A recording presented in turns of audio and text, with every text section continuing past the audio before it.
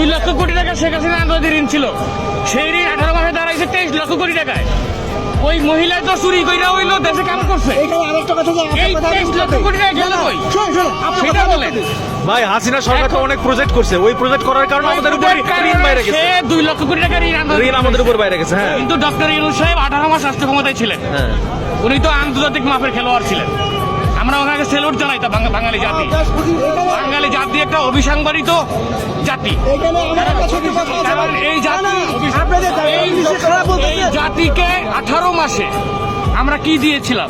আমরা চেয়েছিলাম একটি স্বাধীন সার্বভৌমত্ব বাংলাদেশ, যেই বাংলাদেশে আমরা একে অপরের সাথে সৌহার্দ্যপূর্ণ আলোচনা করে সৌহার্দ্যপূর্ণ ব্যবহার, সামাজিক এবং অর্থনৈতিক আমরা ভালো থাকব। সেই সুবাদে এসেছিল 5ই আগস্ট, এর বাইরে কিছু নয়।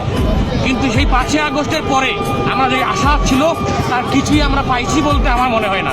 সেই পেরেছি কি ভোটার অধিকার? তাও পাইনি সঠিকভাবে। কারণ আমি নিজে বলতে পারি, আমি নিজের হাতে থেকে ভোট দিতে পারিনি।